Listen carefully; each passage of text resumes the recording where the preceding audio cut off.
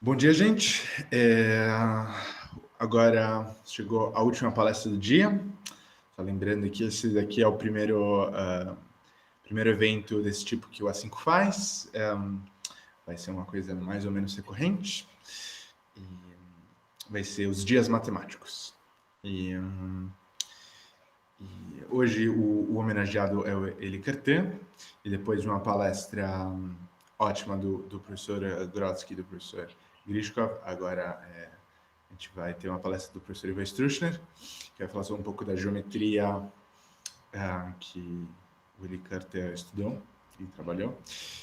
E é isso, o Ivan Struchner é um professor do IME, ele é um especialista em geometria diferencial, e ele vai falar para a gente um pouco da geometria do Eli Cartan. Gostaria de agradecer muito ele por aceitar o convite e passar a bola para ele. Obrigado, Pietro. Obrigado, Vitor, que fez o convite também. E boa tarde, obrigado para todo mundo que está aqui. Eu queria começar dizendo que foi uma tarefa bem difícil preparar essa apresentação. Tá? Acho que foi uma das apresentações que eu passei mais tempo, assim, lendo coisas e tentando preparar que eu fiz.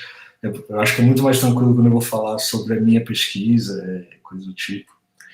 E eu vou tentar justificar por que foi tão difícil com algumas citações antes de eu começar a palestra de fato. Tá? Então, eu peguei algumas citações de alguns pesquisadores de renome que são especialistas em Cartan, né, que desenvolveram coisas relacionadas ao Cartan. Peguei 3 citações. A primeira é do Robert Bryant. Essa citação eu li, na verdade, no livro do Sharp sobre geometria de Cartan. Ele põe essa citação lá na introdução. Mas ele diz mais ou menos o seguinte, né? Então, que você lê a introdução de um artigo do Cartan e não entende nada. Aí você lê o resto do artigo e continua não entendendo nada. Aí você volta para a introdução e tem uma leve impressão de que tem alguma coisa muito interessante ali.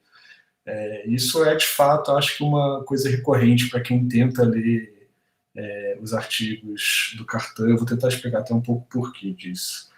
Aí tem no artigo do Singer e Sternberg, que eles desenvolvem a teoria de... Enfim, eles fazem uma releitura da teoria do Cartan de grupos de Lie infinitos, chama The Infinite Groups of Lie in Cartan. Eles põem eles fazem essa fala na introdução deles também, que eles falam assim, a gente deve confessar que a gente achou a maioria dos artigos que estavam trabalhando em cima extremamente duros de ler e que a gente não conseguia seguir os argumentos em detalhes.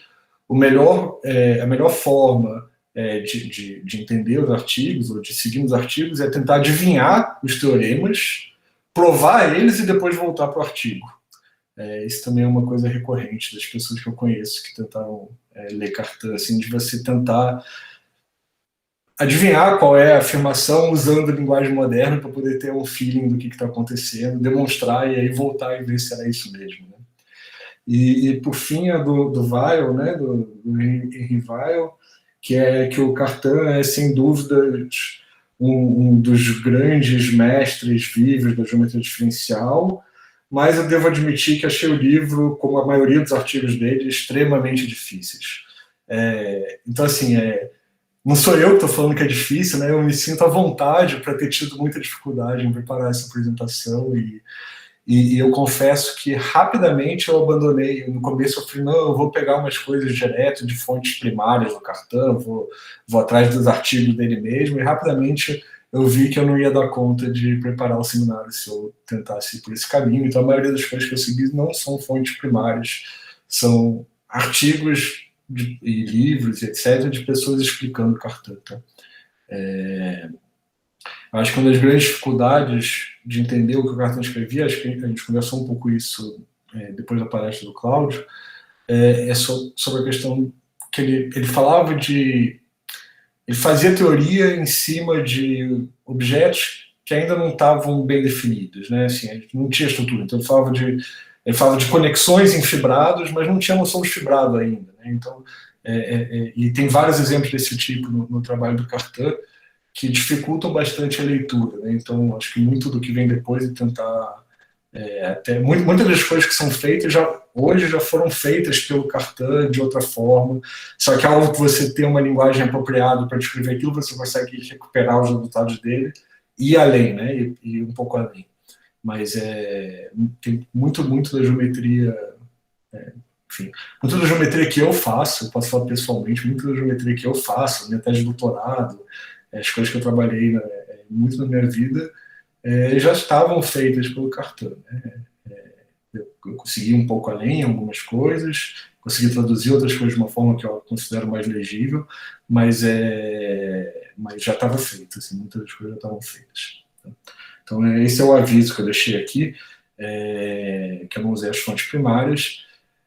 E a outra coisa que eu tenho que falar é que eu precisei fazer um recorte nos assuntos que eu ia falar, como foi mostrado aqui tanto na palestra do Cláudio quanto na do Grishkov.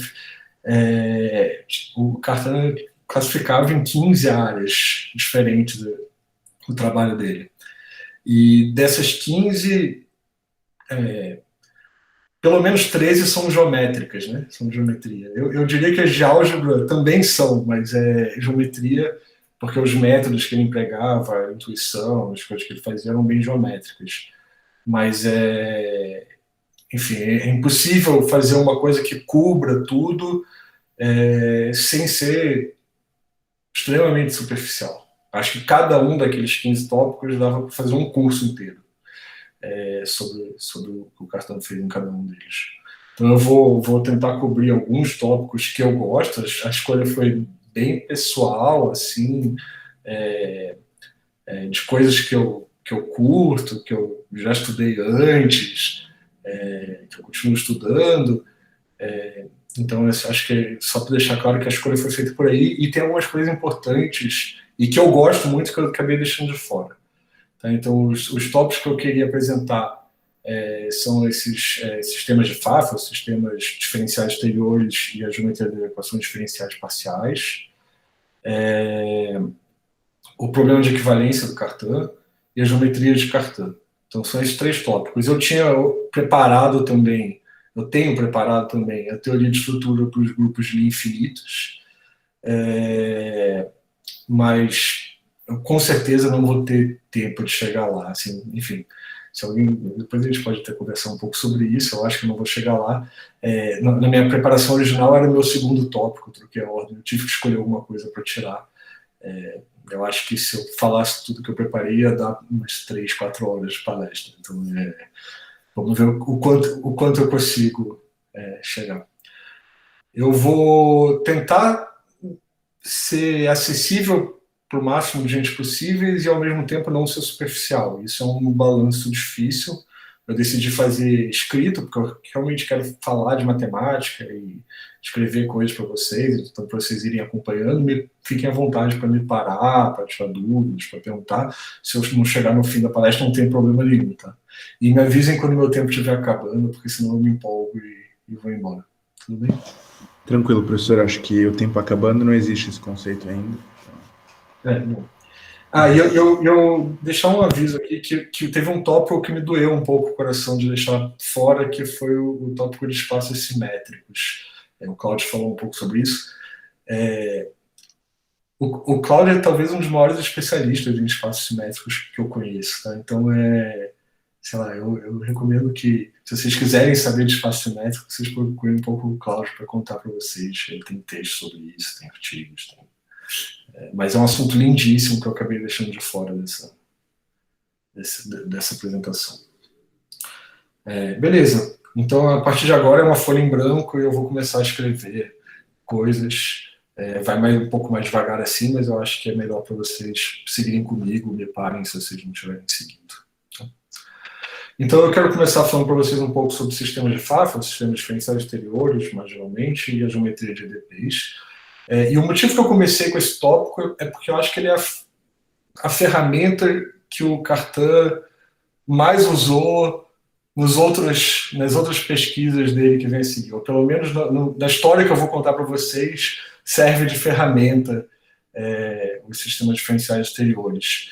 E eu acho que talvez um dos grandes legados do Cartan na geometria, ou na matemática até foi o uso de formas diferenciais para tratar problemas geométricos. Ele desenvolveu o cálculo de formas diferenciais bastante, mas ele foi a primeira pessoa que realmente mudou o olhar, né? Em vez de olhar só para vetores, olhar para as formas, olhar dual e ver como as formas codificam, formas diferenciais codificam propriedades geométricas e como elas podem facilitar os cálculos enfim, seriam usadas para desenvolver a teoria. Então foi esse motivo que eu escolhi esse assunto como primeiro. Eu acho que ele é um dos talvez fundamentais do Cartan, e até hoje tem muitas aplicações. Acho que a pessoa que mais entende disso no mundo deve ser o Robert Bryant, e ele publica muitos artigos onde ele aplica esse método para resolver problemas geométricos dificílimos, né?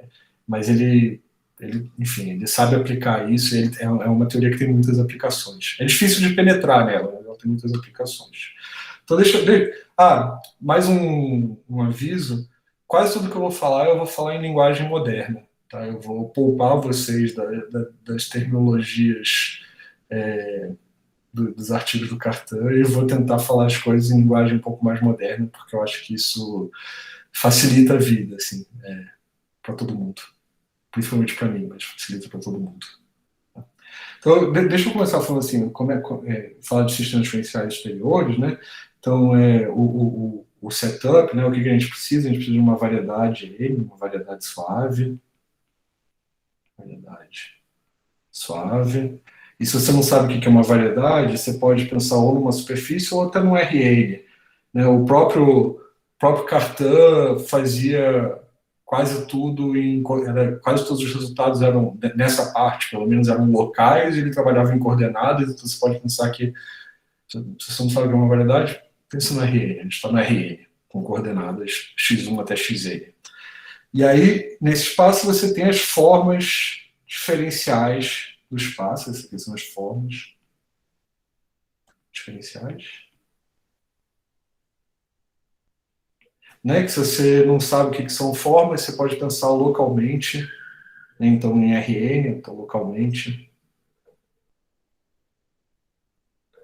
São coisas que são do seguinte tipo: são somatórios de certas funções, F1 e K, dx1, dx e K. Essas são formas de grau K, né? Essas que eu escrevi, mas são coisas que são dessa forma. São funções vezes esses elementos dx e que são os que vocês veem em cálculo, de certa forma. Eles têm esse significado geométrico, mas não é tão importante para acompanhar agora exatamente o que são. Acho que eu perderia muito tempo. E no espaço das formas você tem uma diferencial, né? Então você tem uma diferencial exterior, que chama, que é um operador que pega uma forma de grau P em M e leva numa forma de grau P mais 1 de M, uma derivada. Se você nunca viu isso, quer pensar localmente, a derivada de uma coisa que é do tipo,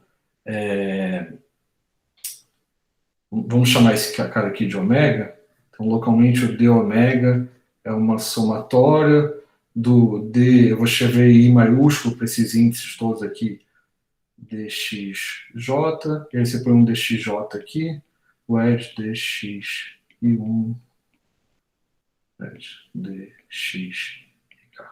Se deriva as funções que estão localmente. Se deriva as funções que estão aparecendo e coloca esse símbolo, esse dx e esse dxj lá para fazer. Então tem um operador que leva formas em formas. Isso foi tudo desenvolvido pelo Cartan, esse operador. E no espaço das formas também tem um produto, né? Então, ômega estrela de M tem um produto, que é o produto edge, em que ele pega uma P forma em M, uma Q forma em M, e leva numa P mais Q forma em M. Né? E esse produto, se você quiser localmente, ele é simplesmente você pegar um certo FI dxi, eu vou escrever assim, isso aqui é uma notação só para denotar esse cara todo aqui, para não ficar escrevendo o tempo todo. Produto com um certo GJ dxj, isso é o FI GJ, e aí você põe todos esses caras juntos, DXI, WED, DXJ. Tá, então se junta essas formas e isso te dá uma forma de grau mais alto. E, enfim, beleza. Então isso é só o ambiente onde acontecem essas coisas. Aí deixa eu dar uma definição para vocês. Definição é um sistema ou um ideal, deixa eu botar assim, um ideal diferencial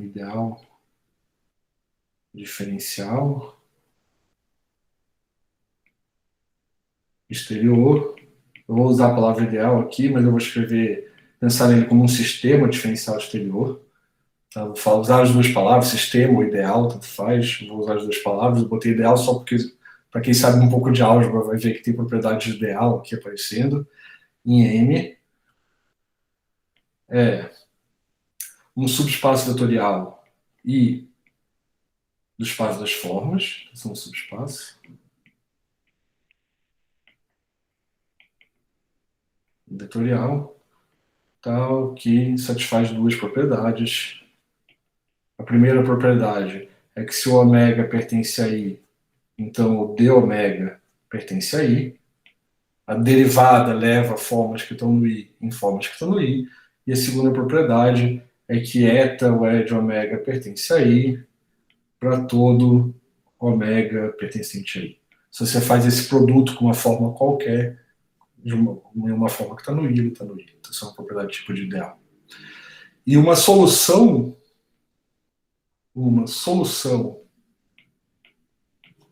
eu vou dar exemplos já, tá? Então, se for um pouco abstrato, fiquem comigo. Assim, então, uma solução de um sistema diferencial exterior é uma subvariedade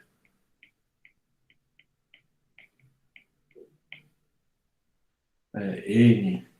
Então, deixa eu chamar esse mapa aqui da inclusão de... É uma subvariedade do M tal que, quando você restringe as formas para o N dá zero, isso aqui é para todo ômega pertencente a I. Então, quando você pega essa forma e restringe essa subvariedade, dá zero. Isso aqui é uma solução do seu sistema diferencial exterior, é isso que você está procurando. Né? E aí uma observaçãozinha só é que, então, observação é que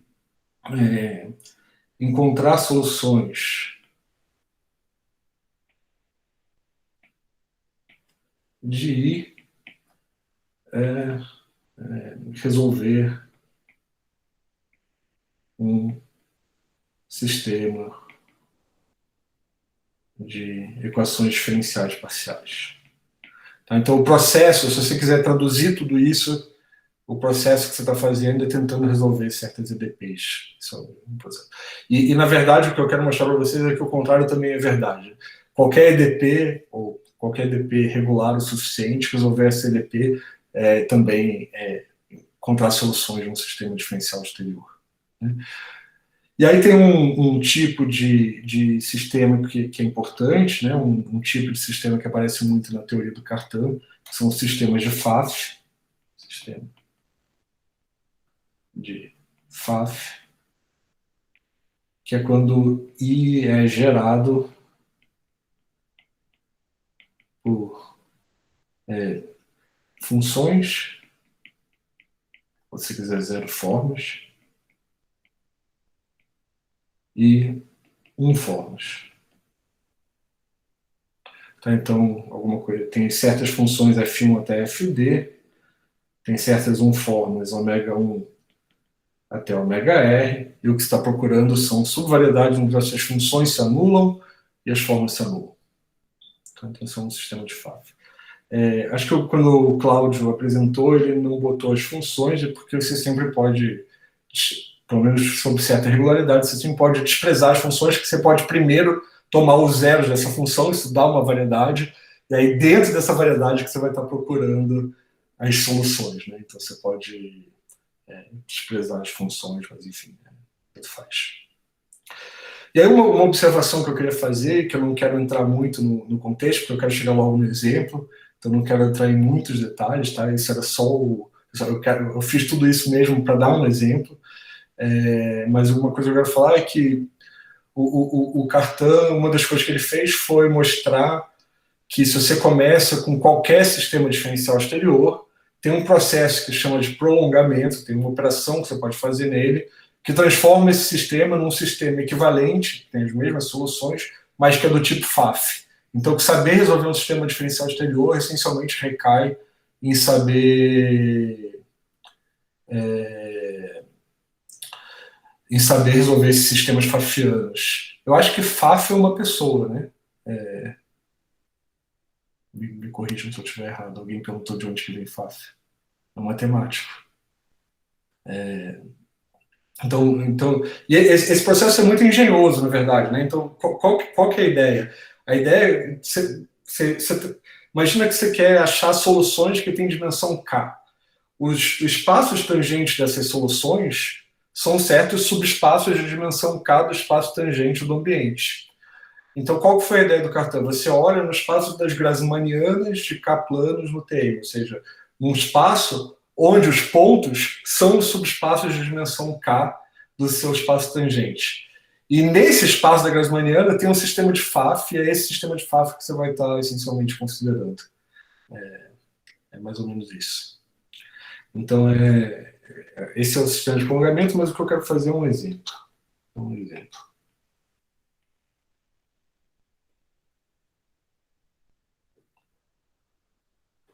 Essa Grassmanniana a Grassmanniana do fibrado tangente de M é um fibrado sobre M. Assim.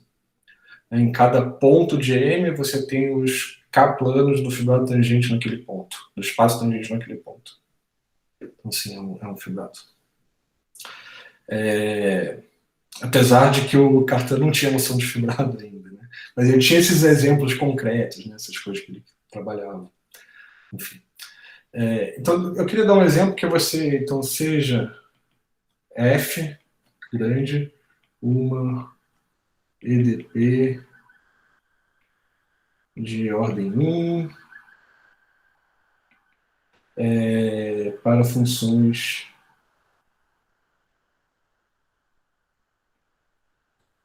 de Rn em Rn. Tá? Então, aqui esquece variedade, não tem mais variedade aqui, a gente está falando de Rn para Rm, né? Então, o que é uma coisa desse tipo? Então, se você tem uma função de Rn para Rm, ela vai ter essa função certa f de x1, xn é igual a um certo, sei lá, z1 de x1, xn, até zm de x1, xn, né? São os componentes da função. E aí a sua função f, a sua equação diferencial é alguma função do x1 até o xn, do z1 até o zm e dos dzi, dzj, dzi, só dxi, só para manter a notação da vez, para não fazer muita confusão, igual a zero. Alguma função. Então, você quer achar funções tal que satisfazem essa equação. Alguma função que depende das variáveis livres, das variáveis independentes, das variáveis dependentes, né, do x1, do z1, e das derivadas da função igual a zero. Então, isso quer resolver uma equação diferencial. E aí tem acho que esse foi, se eu não me engano, tudo que eu vou falar agora foi desenvolvido pelo Cartan, com outras palavras, obviamente, mas foi desenvolvido. Tem uma ideia muito típica das coisas que o Cartan fez, que é, vamos considerar um espaço, né? Você vê que esse problema depende das coordenadas x1 até xn, z1 até zm, e depende das suas derivadas parciais. Então, vamos considerar esses caras aqui parte das coordenadas de um espaço. Vamos considerar um espaço que tem como coordenadas tudo que está envolvido nesse problema. E, então, esse espaço é chamado espaço de jatos, mas, enfim, não vou entrar muito, mas considere um espaço, um espaço com coordenadas x, i, zj e pji. Acho que eu escrevi ao contrário. PIJ, desculpa. Esse espaço é o espaço de um jato de Rn para Rm, é o nome do espaço hoje em dia. Jatos foram desenvolvidos pelo Ehresmann, tentando encontrar as estruturas por trás das coisas que o Cartan fez, mas o nome dele não importa. Mas esse espaço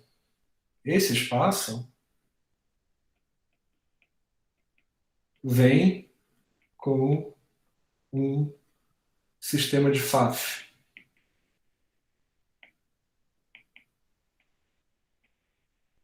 O espaço vem com um sistema de Pfaff, que é dado pelas formas, ou gerado pelas formas, θj igual a dzj menos a somatória de πr dxi.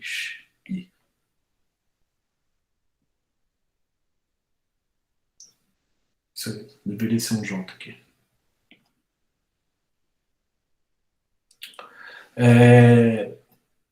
Você viu o que ele está tentando fazer com isso? Ele está querendo fazer o quê?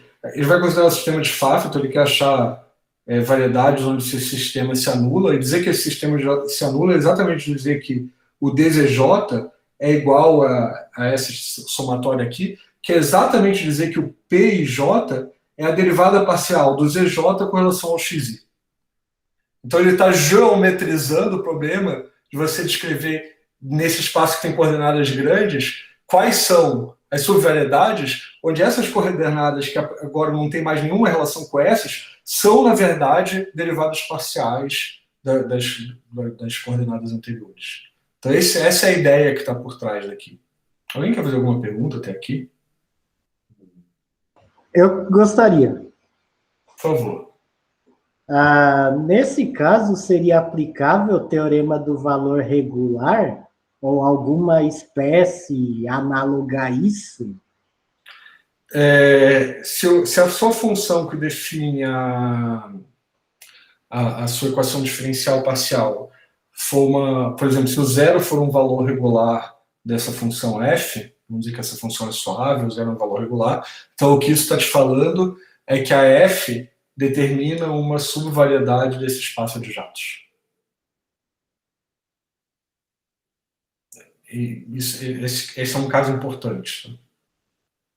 Eu vi que tem coisas no chat, mas eu não estou com o chat aberto. Deixa eu abrir o chat aqui para ver.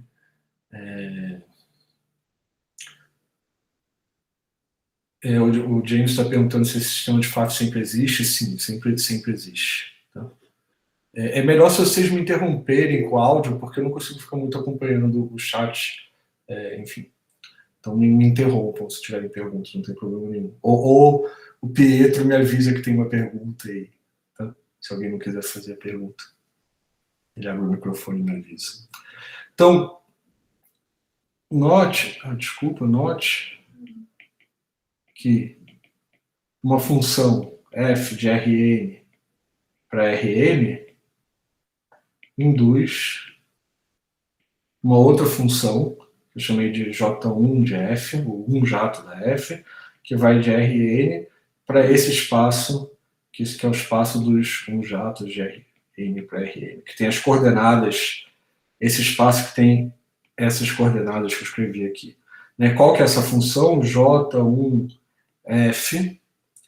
de xi é igual a xi, os fj's de xi e os dfj de xi. GJ, Ivan. Hã? Você chamou os FJ de ZJ lá em cima. ZJ. Obrigado. Beleza. Então, se você tem uma função de Rn para Rm, isso te dá uma função do Rn para esse espaço de jatos. Mas nem toda função de Rn para o espaço de jatos vem de uma função que é de Rn para Rm. E o que essas formas por sinal, são chamadas de forma de Cartan, né? Essas formas de θj fazem é exatamente dizer quando que uma função de Rn para J1 de Rn para Rm é da forma J1 de uma função de Rn para Rm. Então, deixa eu escrever isso, porque isso é a coisa principal. Então, uma função xi de Rn. Na verdade, tem que ser uma seção, né? Mas tudo bem, vamos lá. Uma função de Rn para Rm. Eu vou deixar algumas coisas debaixo do tapete de propósito, para não ser uma seção, mas não importa muito. É só para vocês pegarem uma ideia. Então, xi é igual a J1 de alguma função f, se somente se. O xi, quando você calcula o θ na imagem do xi, isso aqui é igual a zero. Então, o θj para todo j. Então, essas formas, esse sistema diferencial estão te falando quais são as funções de J1 de Rn para Rm, que de fato vêm de funções de Rn para Rm, que é o que você quer resolver quando você resolve uma EDP. Então, a conclusão, na verdade, essa afirmação aqui, essa afirmação estrela, é um excelente exercício para quem sabe trabalhar com formas. Então, se você já fez o curso de cálculo avançado, cálculo de variedade, sei lá como que chama o curso da pós-cálculo, se você fez um curso na graduação de cálculo integral, que aprende a mexer com formas, pullback, essas coisas, isso aqui é um excelente exercício. É bem tranquilinho de fazer. Mas, enfim. O que aconteceu com a equação lá própria, com F grande? Vou chegar nela nesse instante. Tá? Então, a conclusão é que as soluções da EDP F são, entre aspas, bom, deixa eu botar assim, são subvariedades. Eu estou assumindo que tudo é suave e tem certa regularidade. Subvariedades de dimensão n de f a menos 1 de 0, que está dentro do J1 do Rn para o Rm, que são soluções do ideal gerado por esses θj's. Então, qual que é a ideia aqui? Em vez de você procurar a função, você procura o gráfico da função. E o gráfico da função, você vai procurar nesse espaço maior. Então, você quer achar f, mas na verdade você vai achar o J1 de f, mas na verdade você vai achar o gráfico do J1 de f dentro desse espaço.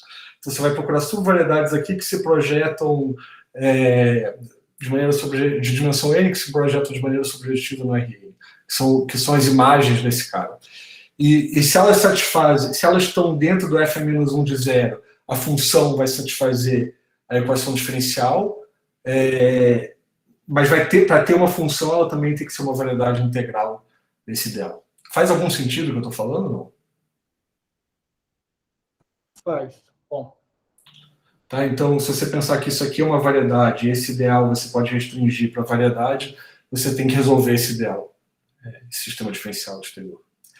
Mas acho que o grande lance disso é que isso separa... Bom, tem dois grandes lances disso. O primeiro... Posso fazer uma pergunta? Pode, Luiz. Isso é meio que uma versão super power de você usar o método das características para resolver uma EDP de primeira ordem, né? Você constrói um gráfico e recupera a função a partir disso, só que é isso, tá? Ou não? Mas... Tem alguma analogia entre os dois jeitos de pensar? Acho que sim, mas eu não saberia te responder direito. Mas acho que sim. Eu não sei EDP o suficiente para te responder.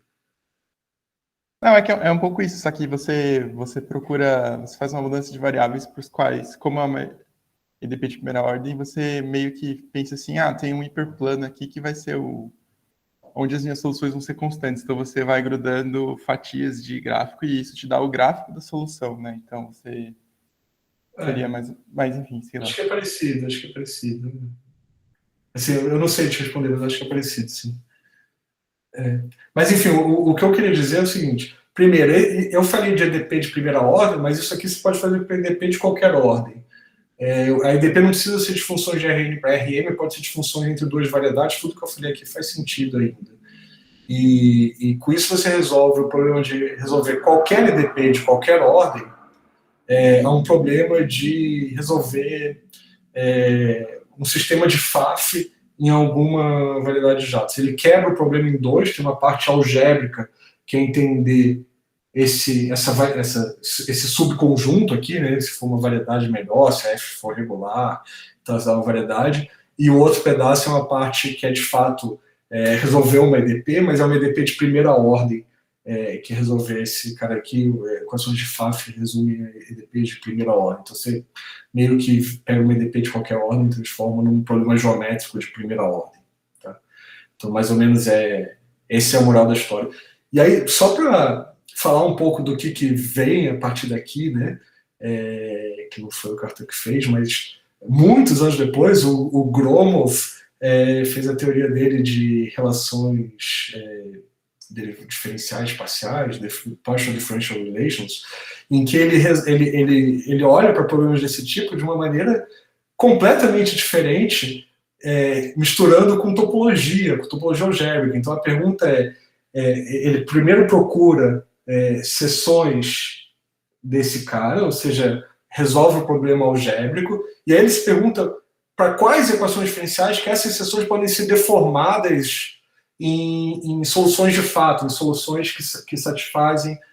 Você tem essa coisa que não é uma solução do seu ideal, mas você tenta deformar ele para virar uma solução do seu ideal, e daí surge uma teoria lindíssima que mistura topologia algébrica, teoria de categoria, análise pra caramba, enfim, geometria, tem consequências de geometria.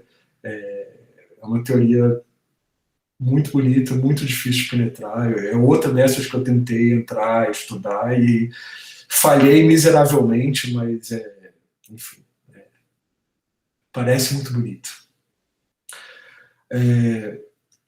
Só para terminar esse assunto, que eu estou vendo que eu falei demais, mas só para terminar esse assunto, o que o Cartan fez, então o Cartan provou um resultado de existência local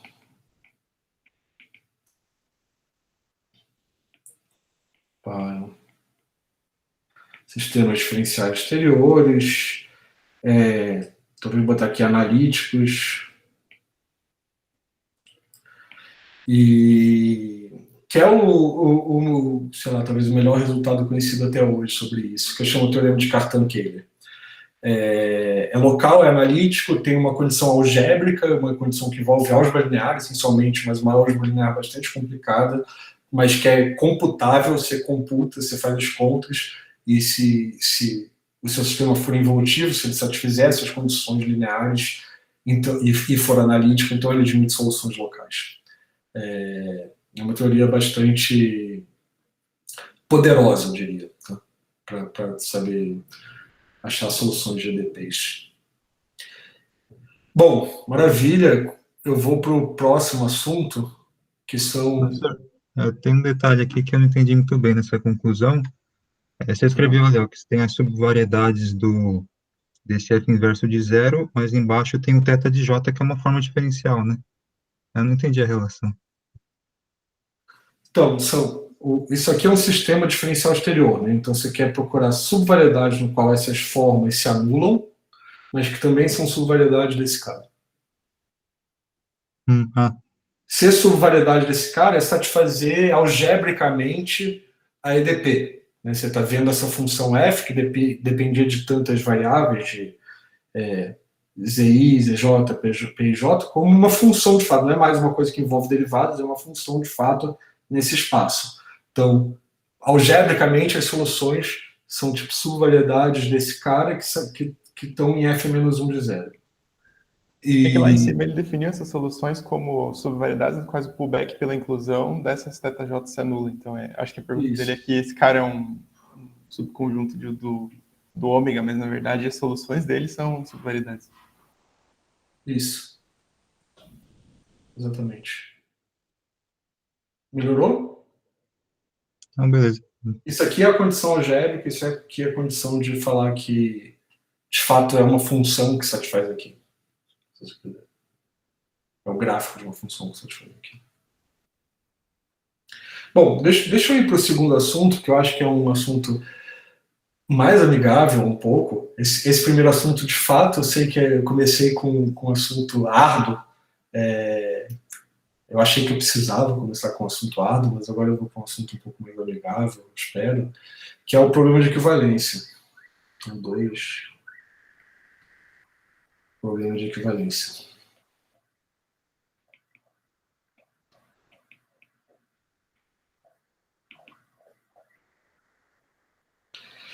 Também é um lugar onde eu me sinto mais confortável, assim, são coisas que eu já trabalhei na minha vida, tá? Problema de equivalência e, enfim, é um lugar onde eu me sinto mais confortável, talvez eu consiga tirar mais dúvidas, etc.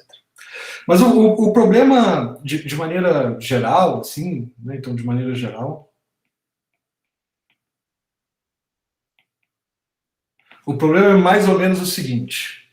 Então, se é dado duas variedades, então sejam M e M barra, duas variedades da mesma dimensão, variedades de dimensão n. Eu tenho duas estruturas geométricas.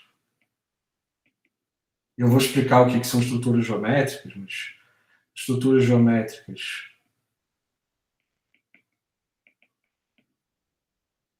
eu vou explicar o que é isso em M e M barra, estruturas do mesmo tipo. Tá? Eu já vou dar uma lista de exemplos do mesmo tipo. E a pergunta é quando são isomorfas, quando são a mesma. É isso que você quer saber. Você quer saber distinguir entre estruturas geométricas em dois espaços diferentes.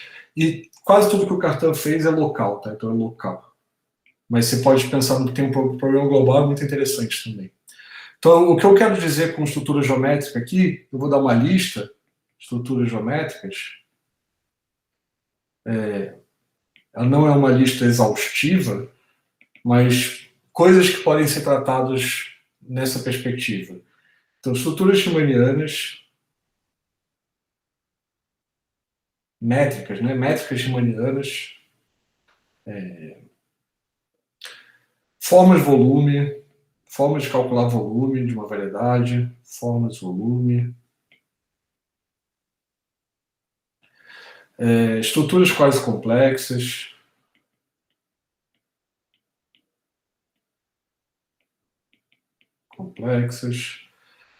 distribuições,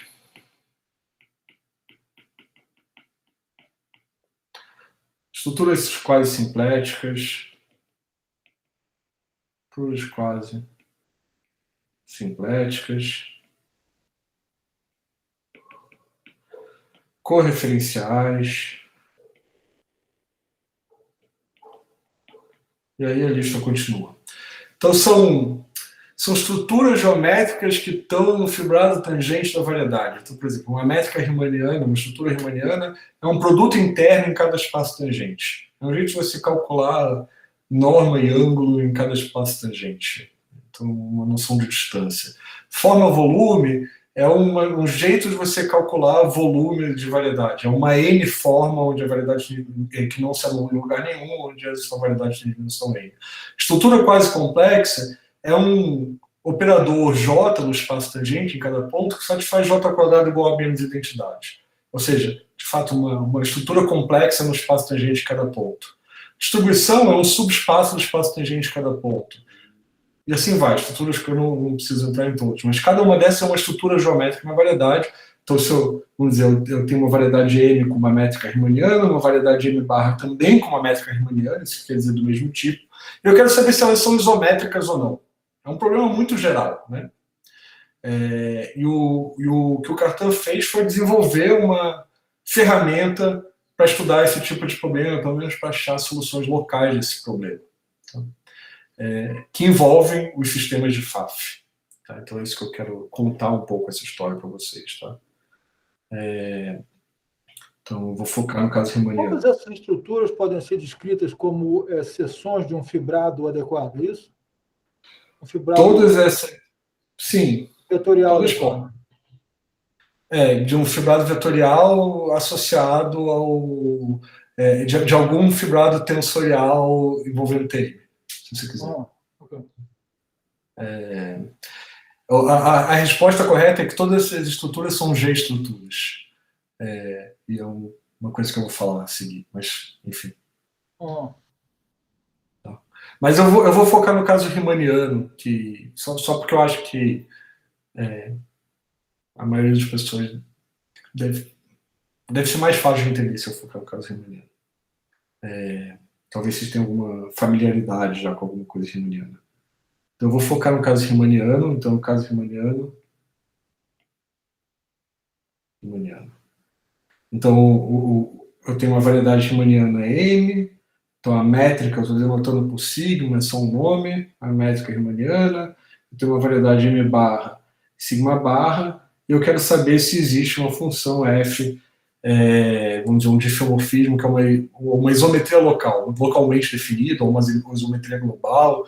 Os resultados que eu vou falar são todos locais, tá? Mas quero saber se eles são isometria. Então, existe isometria entre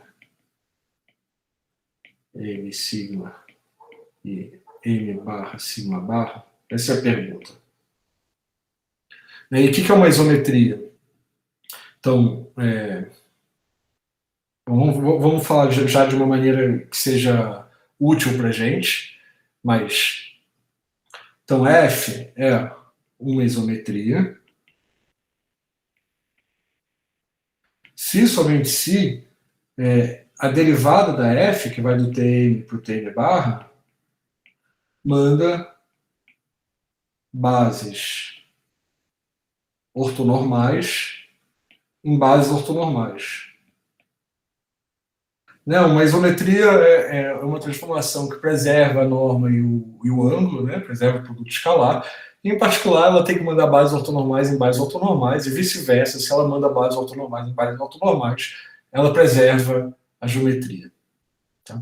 Então, é assim que eu quero pensar em isometrias, mas isso leva a uma ideia, vamos botar assim, ideia, não é minha, a ideia do Cartan, talvez vinha até antes, na verdade, né? Tinha gente fazendo isso antes, da Argu, por exemplo, tinha gente que fazia isso antes, que é considerar o espaço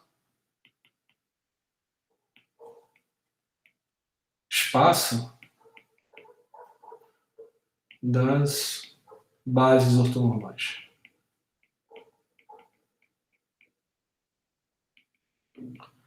Em vez de você escolher uma base, e aí você fala assim, será que para essa base que eu escolhi, eu tenho uma F que manda em alguma base ortonormal, e aí você tem um problema de compatibilidade, saber se você, né, qual base ortonormal escolher do outro lado, você fala assim, não, em vez de fazer uma escolha, vamos olhar para o espaço que tem todas as bases ortonormais. Né? Isso é o que chama de... Então, deixa eu explicar um pouco o que é isso, o espaço das bases ortonormais. Então, deixa eu começar com o espaço das bases. Tá? Então, chama fibrado dos referenciais.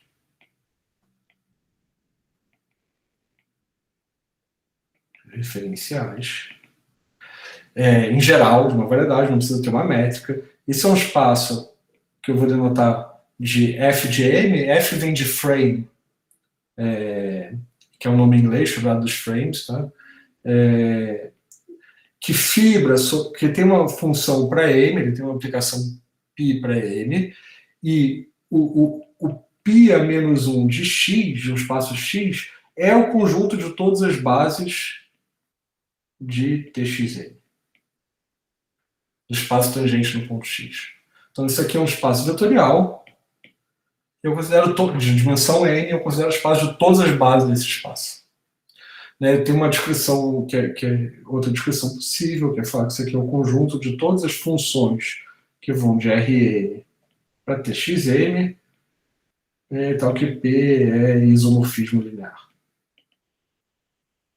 Se você tiver um isomorfismo linear, ele vai mandar a base canônica do Rn em alguma base no Txn. E essas são todas as bases. Certo? Então, esse é o fibrado dos referenciais.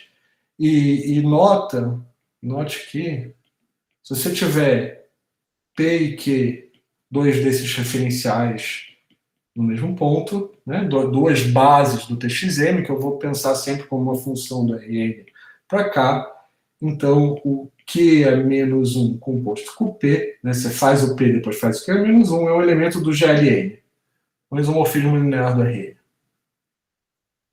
Então, se você quiser, você pode escrever isso que P é igual a... ou P vezes A igual... Como é que eu quero escrever isso? P igual a Q vezes A para algum A em GLN. Isso faz. Mas o que eu quero falar com isso é que aqui, nesse espaço o grupo das transformações lineares, das matrizes N por N invertíveis, age nesse espaço mandando uma base em outra base. Então, você tem uma ação, essa ação satisfaz boas propriedades, ela é livre, própria, é livre e transitiva nas fibras, né? Enfim, tudo faz. Não vou querer entrar em mais detalhes que isso. Né? E aí a ideia é que dotar ele de uma estrutura geométrica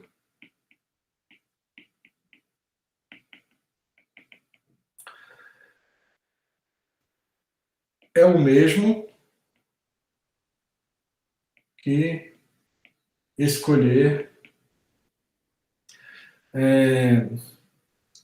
bases boas de M. Então, deixa eu botar isso entre aspas. E eu vou tentar explicar o que eu quero dizer com isso. Eu vou fazer isso num exemplo. Bases boas de Txm, né? De Txm. Do espaço tangente. Então, o que eu quero dizer com isso? Vamos olhar para o exemplo das métricas. Exemplo. Né? Então, dado M sigma, variedade riemanniana, variedade com a métrica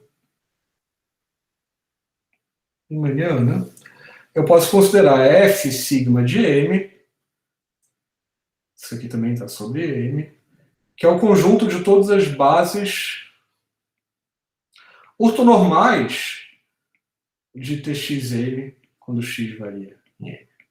Em vez de considerar todas as bases, eu considero as bases que são ortonormais para aquela métrica que eu tenho. Eu tenho um produto escalar, então ao ter um produto escalar, isso escolhe bases que são boas para descrever aquele produto escalar, que são as bases que são ortonormais.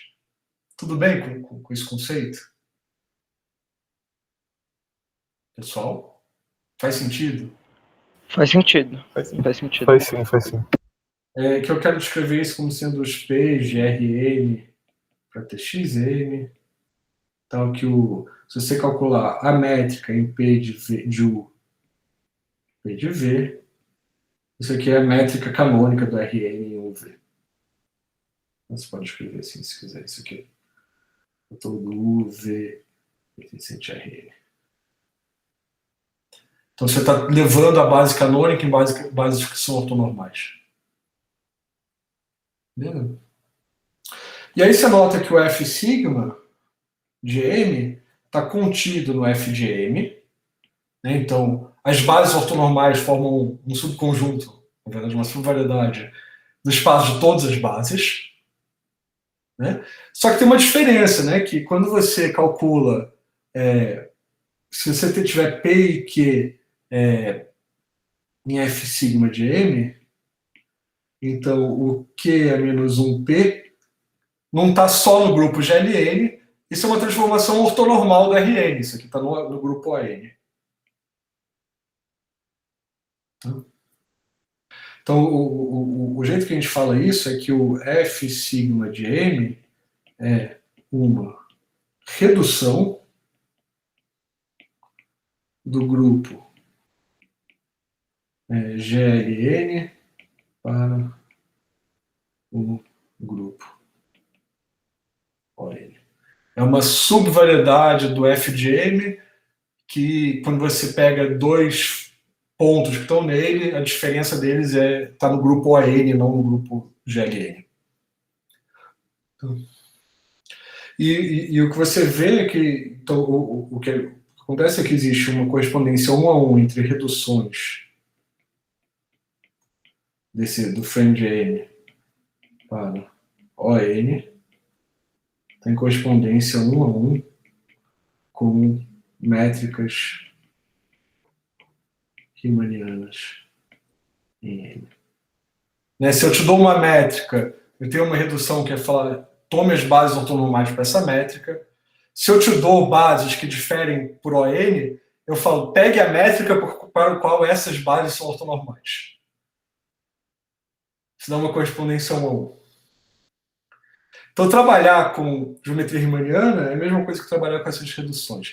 E cada um dessa lista que eu falei aqui de estruturas é dessa forma. Tá? Então, esse aqui é o grupo ON, esse é o grupo SLN, esse aqui é o grupo GLNC dentro do GL2N, esse aqui é o grupo das matrizes que são em blocos, com um dos blocos sendo 0, esse aqui é o grupo SPN, esse aqui é o grupo identidade.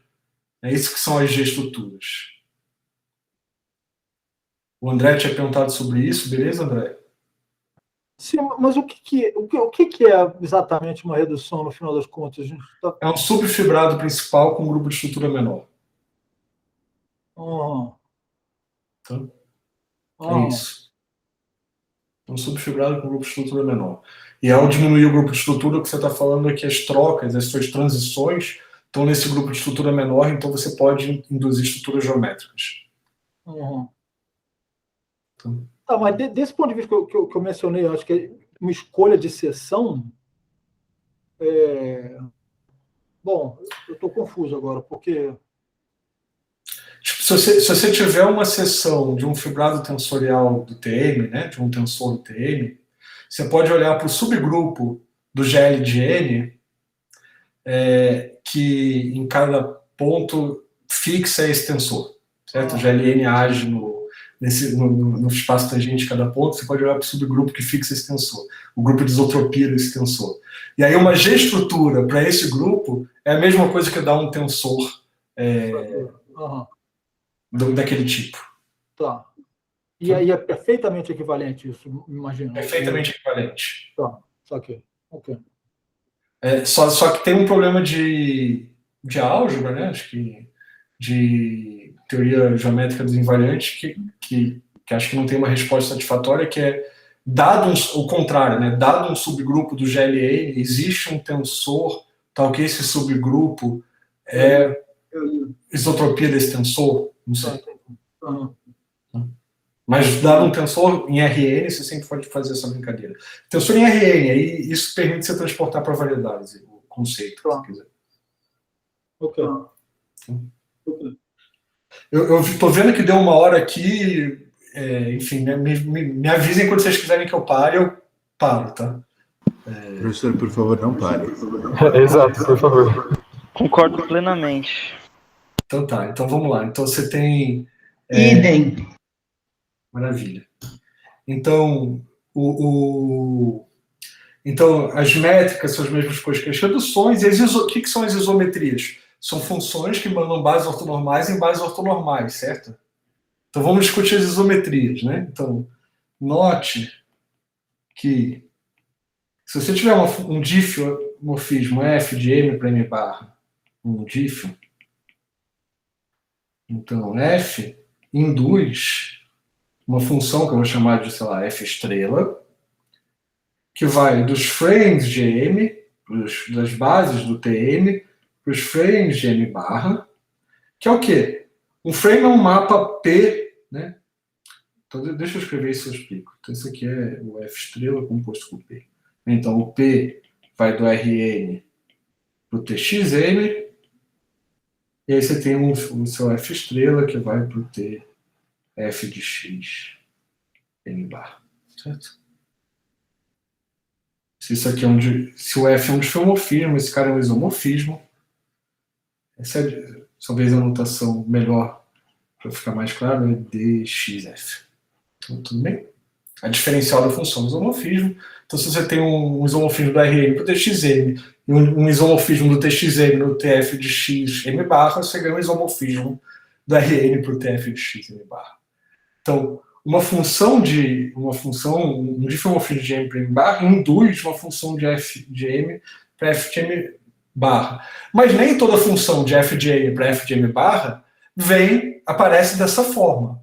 Você pode ter uma função que manda bases em um para base em outro, mas que não é a diferencial de alguma função. E uma pergunta é bem parecido com... Para quem acendeu uma luzinha, é para acender mesmo. É bem parecido com a pergunta de nem toda função que é do Rn para os jatos de Rn para Rm era o J1 de uma função. Tá? É o mesmo tipo de problema. Então, uma pergunta natural... Uma pergunta quando que Inclusive, não é exatamente a mesma pergunta? É exatamente a mesma pergunta. É sim. Com outro disfarce, mas é exatamente a mesma pergunta. Quando que φ de f de m para f de m barra é φ igual a o f estrela? Então, só para dar um exemplo antes de continuar, então, uma observação também, talvez, obs, f de por que isso resolve aquele problema, ou por que isso está relacionado com o problema de m barra, sigma barra, é uma isometria. Então, uma função entre duas variedades riemannianas vai ser uma isometria, somente se essa função induzida leva as bases ortonormais do M nas bases ortonormais do M bar. Né? Uma isometria é uma coisa que leva bases ortonormais em bases ortonormais. Então, você quer saber exatamente quando que tem uma função que está levando essas bases ortonormais em bases ortonormais, mas que é vinda de uma função de M para M barra. Isso é exatamente o mesmo tipo de problema que tinha aparecido antes. Num estudo de uma coisa que parecia completamente não relacionada, que era resolver EDPs. Bom, a resposta, de novo, está num certo sistema de Pfaff. Então, você olha para a forma, uma coisa que chama forma tautológica, eu vou talvez acabar... Bom, deixa eu falar da forma tautológica. Forma tautológica, que é uma certa forma no frame bundle GM, no frame GM, com valores em Rn. Se você quiser, você pode pensar no θ como sendo as componentes aí, de θ1 até θn, então são N1 formas, tá? N1 formas. E ela é tautológica, ela chama de forma tautológica, ou forma de cartão, ou forma de soldagem, foi o cartão que definiu ela. Ela é tautológica no sentido que ela é tautológica, ela é dada, assim, ela está aí de presente. Então, o que ela faz? Θ num ponto P. Lembra que o ponto P é uma base do Txm, é um frame do Txm. Calculado num vetor xi, você projeta o xi para o M, então esse aqui está no Txm, e aí você calcula o P a menos 1 disso. Esse aqui está no Rn. Ou seja, você tem um vetor lá em cima no espaço dos frames, você projeta ele para M e vê quais são as coordenadas dele com relação ao frame que ele, a base que ele estava, ao ponto que ele estava, que era uma base. É isso que essa forma faz. Né? E o teorema diz que a função φ é igual a f estrela, se somente se o pullback dessa forma tautológica é a forma do θ barra, é o θ. O θ barra é o θ do outro frame. Então, ou se você não quiser pensar em fórmulas com valores em Rn, você pode botar I aqui em tudo, tá? Tá tudo bem.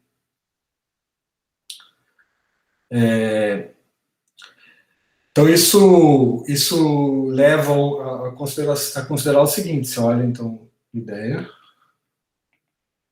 você tem o teu F sigma de M, você tem o teu F sigma barra do M barra, você pega o produto disso e você olha para o ideal, que é dado pelo θ menos o θ barra. E as subvariedades de dimensão correta desse cara são os gráficos de funções do F sigma de M para o F sigma barra de M, que satisfazem exatamente que θ menos θ barra é igual a zero, ou seja, que o θ é igual a θ barra nesse cara. É o mesmo truque que eu fiz antes. Então, soluções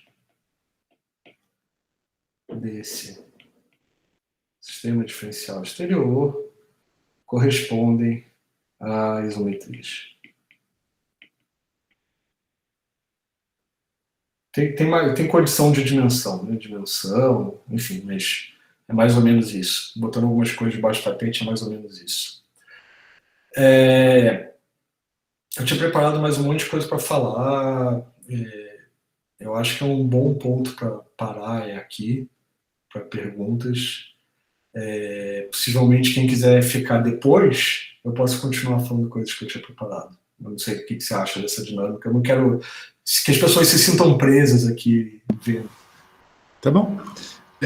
Então eu posso fazer um pequeno encerramento. A gente manda o link dos certificados. Aí, se você quiser continuar, a gente continua. Porque eu adoraria ouvir mais.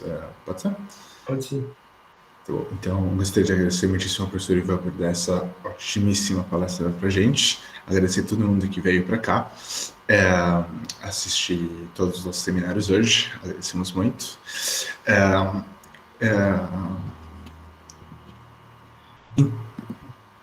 Encerrar a gravação.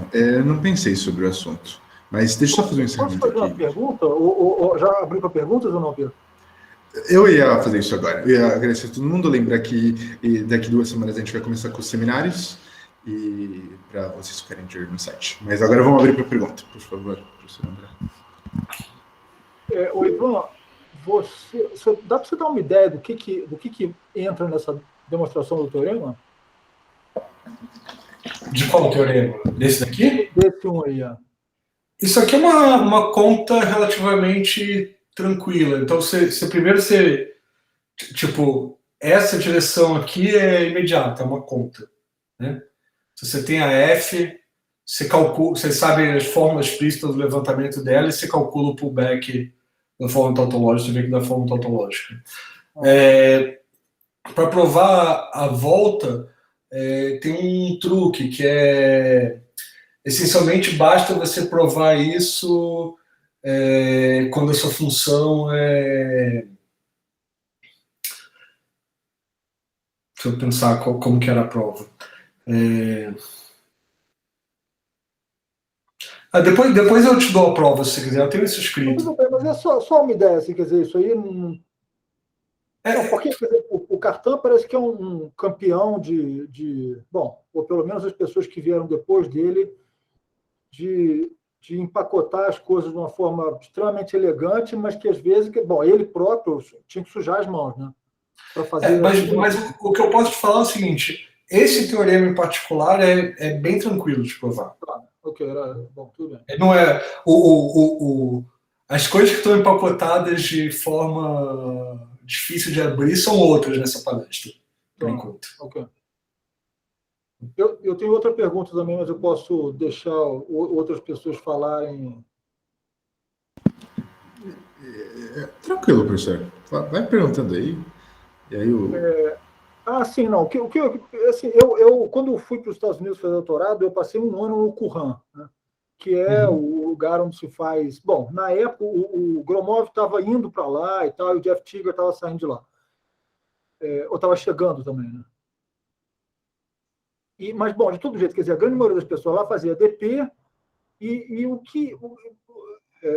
bom, EDP é uma coisa assim, né? Que você tem que ter uma coisa meio de macho, assim, aí você deriva, você aprende um monte de palavra difícil, porque você tem que aprender funções generalizadas, etc, etc. Mas, assim, eu nunca ouvi ninguém mencionar esse formalismo do cartão associado a EDPs. E quando eu vi essa descrição, a primeira vez que eu vejo isso na vida, eu pensei, nossa, que coisa incrível, né? Você tem uma descrição estrutural, geométrica de todas as EDPs no mundo. Né? Mas para resolver, achar os autovalores do Laplaciano, resolver a equação do calor, ou sei lá o quê, as pessoas não usam. Bom, mesmo, né, a equação de Hamilton, essas coisas, as pessoas não usam muito essa tecnologia, quer dizer, não é? Ou usam? Como não, acho que tem algumas questões. Primeiro, para você de fato conseguir fazer geometria, você precisa de bastante condições de regularidade, né? Então, você sente que a função f grande precisa ser uma função suave, o zero precisa ser um valor regular para calcular uma subvariedade, para você estar num mundo onde você consegue usar técnicas de geometria. E isso já exclui, assim, uma quantidade enorme de equações diferenciais que as pessoas estão de fato interessadas em resolver, tá? Isso já é um primeiro problema. A maioria tem, se você olhar para qual é a função, tem singularidade. E a segunda é que o método que existe, ele te dá coisas locais e só no mundo analítico. Esse é o segundo problema. Então, se você está preocupado, por exemplo, em soluções suaves, não funciona, ponto. Pode funcionar? Pode, mas tipo, não existe hoje um teorema de Cartan-Keiler suave, e a generalização imediata, ingênua do teorema de Cartan-Keiler para o mundo suave tem contra-exemplos para ela não é verdade. Tá? Então, eu sei que tem o Marius Kreinek na Holanda, né, o grupo dele, trabalhando numa versão de Cartan-Keiler suave, que vai ser um canhão, mas que é uma coisa que usa Nash-Moser, mistura com tipo, você precisa de ter homotopias, enfim, é uma ferramenta zona analítica forte, e ainda não tem o teorema, né? Nem o enunciado, sabe? Tipo, tem umas tentativas de enunciado. Então esse é o segundo problema. E o terceiro é que, mesmo para as coisas analíticas, regulares, blá, blá, blá, de fato implementar o processo para provar que tem solução, né? Provar que a sua equação é involutiva, etc., por mais que seja um problema de álgebra linear, que você tem que calcular uma certa cohomologia e ver que ela se anula, ou enfim, certos números que você calcula da sua equação, não é nem um pouco fácil de implementar. Também é difícil. Então, assim, acho que junta essas três coisas, é por isso que não é tão conhecido. Ok, muito obrigado. Ótima palestra, Ivan. Obrigado. Nada. Ivan, uma perguntinha rápida. Lá no finalzinho da parte de FAF, você comentou que tinha uma área muito bonita. Não, acho que você nem escreveu.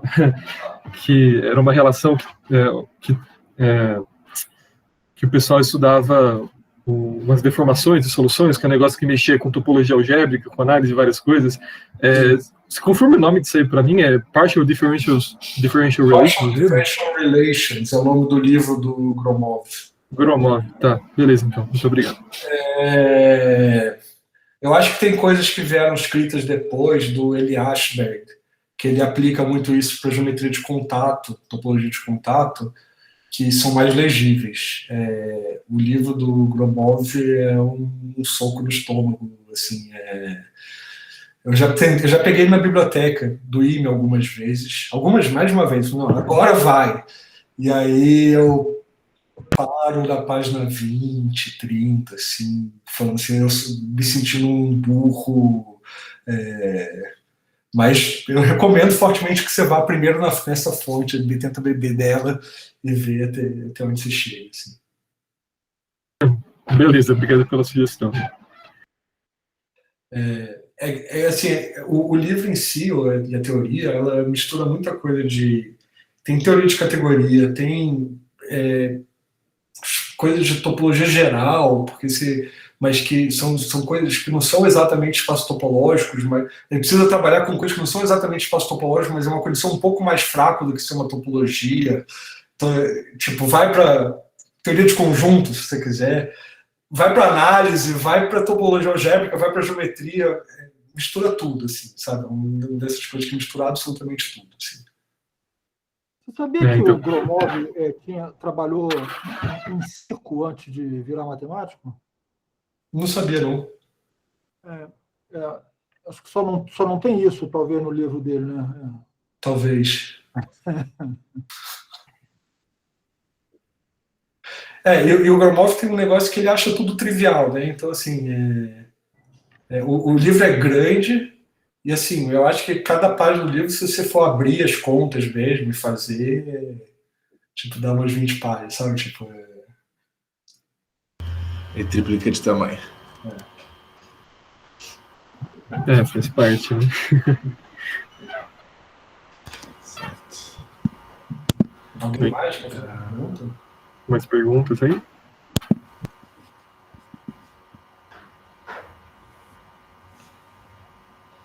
Bom, então, caso contrário, Igor, se você quiser continuar, eu estaria contente em ouvir. Eu posso falar mais uns. Não quero tomar muito do seu tempo. Vou falar mais uns 15, 20 minutinhos. Tá. Deixa eu fazer uma propaganda antes, que é o seguinte. Eu vou dar me chamaram para falar no Panoramas da Matemática, né? Esse semestre, não sei quem estiver fazendo uma disciplina de Panoramas da Matemática. E aí eu escolhi falar sobre G-estruturas. Então eu vou entrar um pouco mais em G-estruturas no Panoramas desse semestre e tal. Quando você fala, Ivan?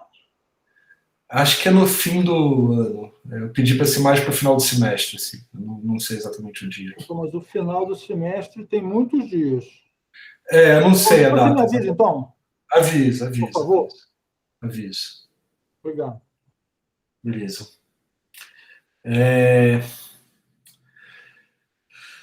Tá. Então, eu vou continuar de onde eu parei, tá? Então, eu tenho esse sistema diferencial exterior e, enfim, se quer resolver esse sistema diferencial exterior para saber quando que duas métricas são isométricas, né? E parte do processo de resolver o sistema diferencial exterior se chama prolongamento. É um processo que se chama prolongamento, que eu não vou entrar em detalhes aqui. Talvez no curso de G-estruturas, nas aulas eu consiga falar um pouco de prolongamento. Mas o que você descobre, né, então, ao tentar resolver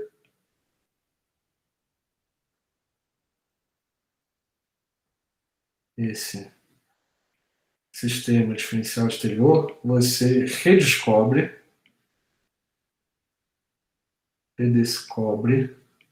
a conexão de Levi-Civita.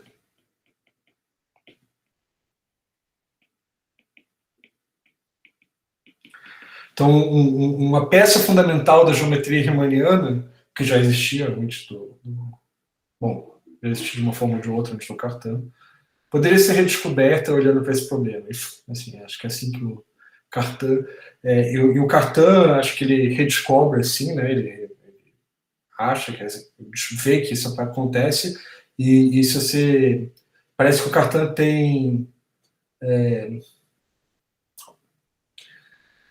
falas, talvez, eu não sei se ele chegou a escrever isso, dizendo que o estudo de geometria é o estudo de conexões em fibrados. Tá? Quer dizer, ele não fala fibrados porque não tinha palavra fibrados, ele não fala conexão porque não tinha palavra conexão, mas transformações infinitesimais entre espaços tangentes próximos ou alguma coisa do tipo. Tá? Então você redescobre a conexão de Levi-Civita. E a ideia é que quando você está prolongando um sistema de face, qual que é a ideia? Você está tentando completar o seu sistema de Pfaff. O seu sistema de Pfaff é formado por certas unformas. E essas unformas não formam uma base do espaço cotangente, porque você não tem unformas o suficiente. Elas são, né, você pode jogar fora algumas para ficar linearmente independente, pelo menos localmente, mas elas não chegam a formar uma base porque você não tem formas o suficiente.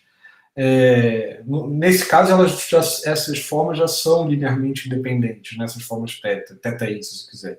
Então, o que você precisa é completar para formar um correferencial, porque quando você tem um correferencial, é muito mais fácil resolver os problemas. Mais ou menos essa é a ideia. Então, você tenta... É como se você estivesse completando as equações, botando mais equações e mais variáveis para completar. E esse processo chama prolongamento, e no caso riemanniano isso é perfeito, porque no primeiro passo ele para porque existe a conexão de Levi-Civita. Tá? Então, deixa eu tentar falar o que é a conexão nessa minha abordagem, né? Então, conexão nesse fibrado dos referenciais ortonormais. Isso aqui é uma forma em F sigma de M, com valores na álgebra de Lie do grupo ON, na álgebra das matrizes antissimétricas, que satisfaz duas propriedades, né? Então tá aqui.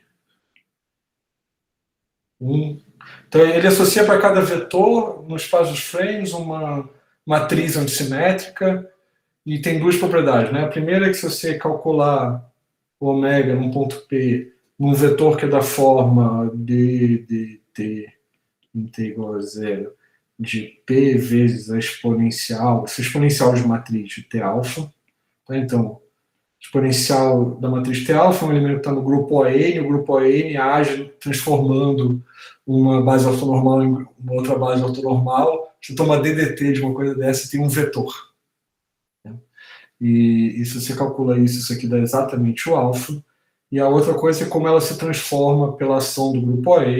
Então, se você age R, a estrelação do grupo à direita, do ON no frame, no ômega, isso aqui transforma de acordo com a adjunta de A-1 vezes ômega. Só estou escrevendo a fórmula, se vocês não sabem o que isso é, não importa, mas são as duas condições que a conexão tem que satisfazer. E o teorema fundamental da geometria riemanniana, que é o teorema fundamental da geometria riemanniana, diz que existe... Desculpa. Hã? O que é R? Pertencente ao ON, o R é a ação do ON no frame bundle, nos frames ortonormais. À direita, por isso que é right? Ou à direita, E o teorema fundamental da geometria riemanniana diz que existe uma única conexão ômega. Então, vou escrever assim, uma única ômega conexão em F sigma de M sem torção. Eu não defini o que é torção e nem vou definir agora. Mas torção é uma coisa que se calcula a partir da conexão. Essencialmente é você... Bom, posso falar, né? Torção é você calcular a diferencial do θ em vetores horizontais, em vetores... sei lá, deixa eu botar assim, x, y, com x e y no kernel do ômega. Então, você precisa do ômega para poder falar o que são os vetores que você vai calcular, e você calcula o diferencial dessa forma tautológica, e isso é a torção. Tá? Mas, enfim, não vem muito ao caso aqui, deixa eu botar entre parênteses. Tem uma única conexão sem torção no fibrado das bases ortonormais, e essa conexão se chama conexão de Levi-Civita. Tá? Mas o que acontece com isso é que o par θ ômega, se você olhar, isso é uma função que vai do espaço tangente em P do F sigma de M, e vai parar no Rn, né, o θ para no Rn, soma direta com a álgebra de Lie ON. E esse é um espaço vetorial que tem exatamente a mesma dimensão desse espaço. E esse cara aqui é um isomorfismo de espaços vetoriais. Então você pode pensar nas componentes deles como sendo um correferencial. São n mais a dimensão do AN1 formas que são linearmente independentes em todos os pontos. E é usando isso que você resolve o problema de equivalência. Enfim, tipo, a função... Vou só voltar um pouquinho só para falar isso, né? Então, opa, desculpa. A sua função f tem que ser uma função daqui para cá, né? E aí você tem a forma tautológica nesse espaço, e o que você quer são funções tal que o pullback da forma tautológica é a forma tautológica. Isso é a mesma coisa que isometrias, mas na hora que você põe a conexão de Levi-Civita, ser uma isometria é a mesma coisa que preservar a forma tautológica e a conexão. A conexão é preservada automaticamente. E preservar um coframe é uma condição que você consegue fazer um monte de contas e achar invariantes e tal. Então, a partir daqui, você acha invariantes das variedades riemannianas, se você quiser. Ou você mostra que qualquer invariante da variedade riemanniana é produzida a partir do ômega e do teta. E como o ômega sem torção, na verdade, é só do ômega. Enfim. Então, a partir daqui, você desenvolve coisas tipo curvatura. A curvatura, o que é? É o d ômega mais um meio do ômega ômega. Essa é a curvatura do sigma. E ela é o invariante principal de uma variedade riemanniana. Né? Mas sai daqui essa brincadeira. Então enfim, era mais ou menos isso que eu ia falar sobre isso. E aí eu queria só falar que essa história que eu contei para variedades, para métricas riemannianas, tem seu análogo para qualquer G-estrutura. Com mais dificuldades porque você não tem o teorema fundamental da geometria riemanniana, ou seja, em geral você não tem em geral pode não existir uma conexão sem torção, ou quando ela existe pode não ser única. E, enfim, então você tem esses dois tipos de fenômenos que acontecem para lidar. Mas é mais ou menos por aí que segue o problema de equivalência para outras estruturas. E aí eu queria terminar mesmo, eu agradeço muito os corajosos que ainda estão aqui, assim, e agradeço o espaço para falar, tá? Só terminar mesmo falando só uma palavra sobre geometria de Cartan, que é o seguinte. Então, qual que é a ideia de geometria de Cartan? Você tem geometrias euclidianas, a geometria euclidiana, e a geometria euclidiana tem, essencialmente, duas generalizações. Você pode ir para a geometria riemanniana, né, que é você fazer tipo de geometria euclidiana num espaço curvo, né, numa variedade. Então, você estava na geometria do espaço euclidiano, plana, você pode ir para a geometria riemanniana. E você tem as geometrias não euclidianas, eu vou chamar de geometria de Klein, geometria de Klein. Mas o que eu quero dizer com isso é geometria projetiva, geometria esférica, geometria conforme, geometria, enfim, todas essas outras geometrias que não são a geometria euclidiana. Tá? Geometrias não euclidianas. Mas planas, né? Tem os modelos planos. Então, as geometrias que o pessoal da licenciatura vê no curso e o pessoal do bacharelado não vê, que eles têm um curso de, sei lá, transformações de geometria, ou que aprendem coisas desse tipo. Mas, enfim. E aí, uma pergunta... Está onde aí, Ivan? Oi? Geometria hiperbólica está onde aí? Essa geometria de Klein? Na geometria de Klein, né? Se você pensar só no modelo do espaço hiperbólico no disco hiperbólico, se você pensar no SO3 quociente pelo SL2. Ok. Tá? E a pergunta é como é que você, né, ou generaliza a geometria riemanniana para considerar outros tipos de geometria que não métricas só, né? Enfim, que não são só o euclidiano curvo, ou como que você generaliza a geometria de Klein para considerar versões curvas disso. Tá? Eu prefiro pensar assim, né? Versões curvas de geometria de Klein. E essas são as geometrias de Cartan, que a gente chama de geometria de Cartan hoje em dia, que o Cartan chamava de espaço generalizado, e ele não chegou nelas por essa via, eu aprendi isso na palestra do Cláudio, ele chegou nisso pensando em problemas de física, né, aparentemente. Mas isso é o que ele chamava de espaços generalizados. Então, quero só dar uma ideia de como que é isso, bem rápida. Então, a geometria euclidiana é modelada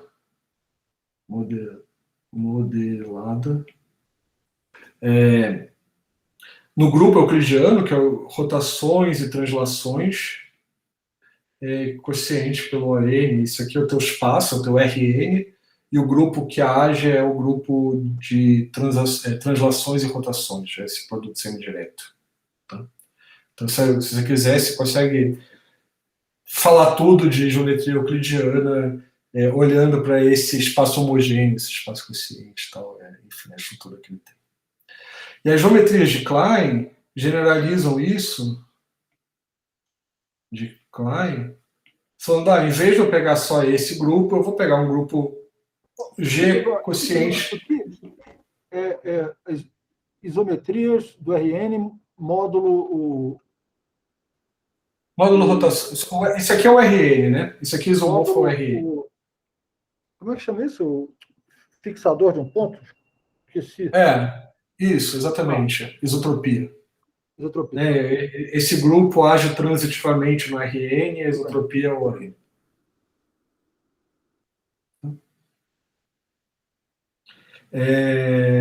E aí o Klein falou, não, então a gente pode considerar outros modelos que são outros quocientes de grupos. Tá? G quociente que é H, um subgrupo de G. São outros espaços homogêneos. E aí, dependendo da escolha do G e do H, você vai recuperar outras geometrias. Então, por exemplo, se você quiser estudar o disco, o espaço hiperbólico de dimensão 2, curvatura constante igual a -1, você vai pegar o G sendo SO3 e o H sendo SL2. Se você quiser fazer geometria projetiva, tem uma escolha de 2 grupos onde te dá um modelo para geometria projetiva. Se você quiser fazer, sei lá, geometria esférica, tem 2 grupos que dá um modelo para geometria esférica, e assim por diante. Tá? As diferentes geometrias são modeladas por isso. Né? Então, a geometria depende de qual é o grupo, quais são esses 2 grupos, desse par. Né? Então, isso aqui era mais ou menos o que o Klein fez, provavelmente não com essa linguagem, ou com certeza não com essa linguagem, mas é mais ou menos o que o Klein fez. E qual que foi a ideia então, os ingredientes da geometria de Klein? Ingredientes de Klein são o quê? Você tem o grupo, você tem o H é um subgrupo e, portanto, ele age no grupo por multiplicação. Você tem o quociente, que é o G quociente por H, né? Essa é a figura que aparece, essencialmente. E você tem uma unforma ômega, que é uma unforma em G, com valores na álgebra de Lie de G, que é chamada, hoje em dia é chamada unforma de Morri-Cartan. O que ela faz? Ela pega um vetor que está num ponto qualquer e translada para a identidade. Então, ômega num ponto G aplicado num vetor xi é a translação à direita por G a -1 aplicado no vetor xi. Que está no espaço tangente da identidade, que é a álgebra de Lie. E essa forma satisfaz a equação de Morri-Cartan, que é d ômega mais 1/2 de ômega ômega igual a 0. Então, se você olha para essa equação aqui, e você olha para o que eu tinha acabado de falar sobre curvatura, você vê que curvatura é tipo uma obstrução para ser plano, para ser retinho. Nos modelos de Klein não tinham curvatura. O que difere os modelos que o Cartan estava considerando para os modelos de Klein é que os modelos do Cartan têm curvatura e os de Klein isso aqui é 0. Então, qual que foi a ideia do Cartan? A ideia do Cartan foi trocar... Mas peraí. Quer dizer, geometria hiperbólica entra nesse... Quer dizer, você pode dar essa descrição de curvatura 0 para geometria hiperbólica, tá certo? Você acabou de falar isso aí, não? Você pode, mas cuidado, isso aqui não é a conexão métrica. Que é? Uhum. Não é a curvatura da métrica. Tudo bem. Tá? Isso é a curvatura dessa conexão aí, que é uma conexão... Dessa conexão que é chamada de uma conexão de Cartan. Tá, ok. Uhum. Tá. Então, qual que foi a ideia do Cartan? Trocar o G por um fibrado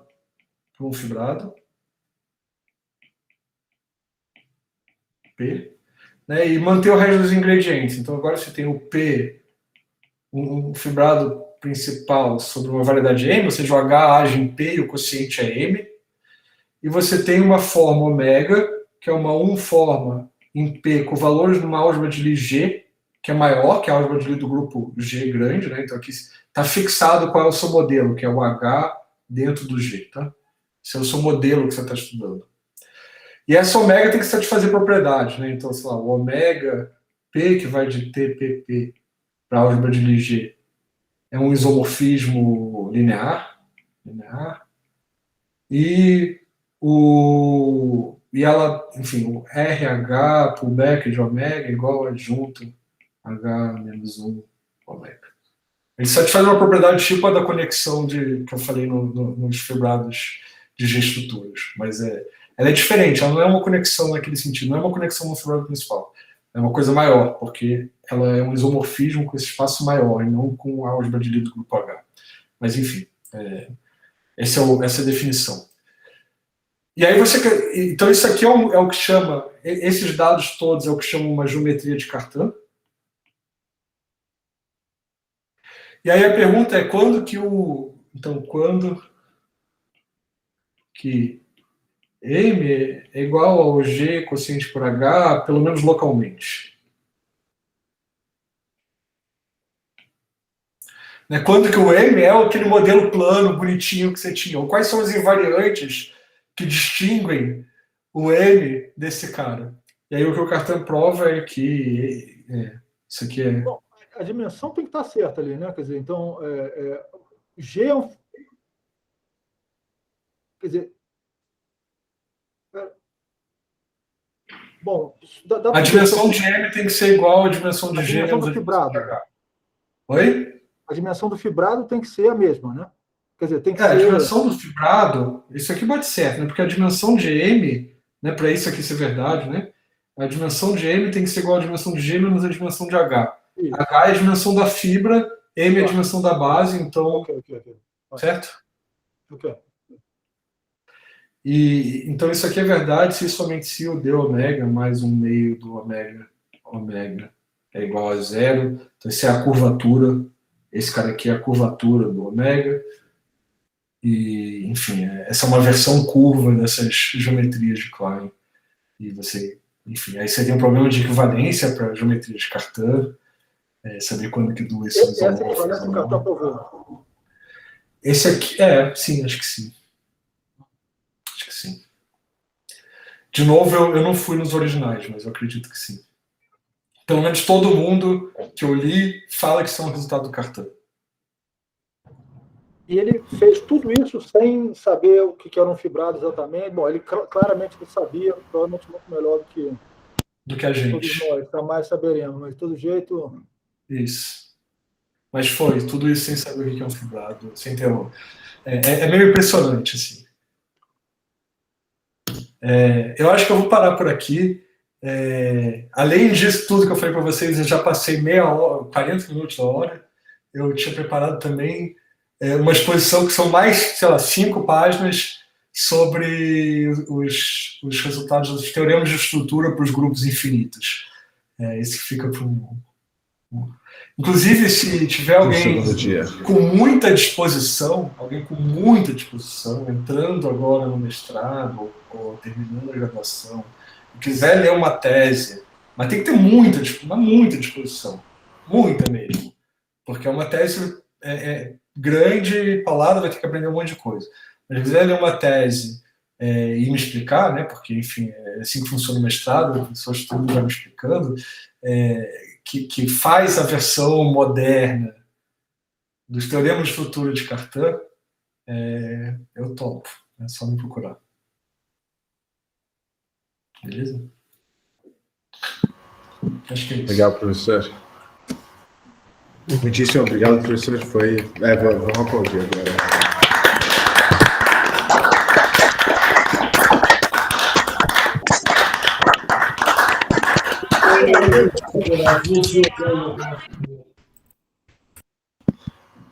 Muitíssimo obrigado, professor. Foi realmente muito legal. Eu não faço a menor ideia nem como enunciar nada do que você disse, professor, sem a linguagem de Firados, como o Cartan consegue provar as coisas. Enunciar é difícil, né? Provar parece realmente de outro mundo. Mas é muitíssimo interessante, professor. Eu acho que enunciar parece baboseira, mas se o cara consegue provar, então é porque... Né? Não, pô. E, tipo, o cara, não, é porque o cara deve usar uma linguagem, tipo, você pensa, tipo, né? tá, E ele aplicava isso, né? Então, isso que é mais assim, não é? Ele aplicava, ele calculava exemplos, ele... Enfim, pois é, realmente muito bom. Pois é. Eu estava em dúvida, vai ter uma matéria de geometria de Cartan, que quem vai dar vai ser o Elish. Aí estava em dúvida se fazer ou não, fiquei bastante motivado. vale a pena, eu acho. Bom, deixa eu parar a gravação. Gostaria de agradecer mais uma vez todo mundo que ficou aqui até o fim.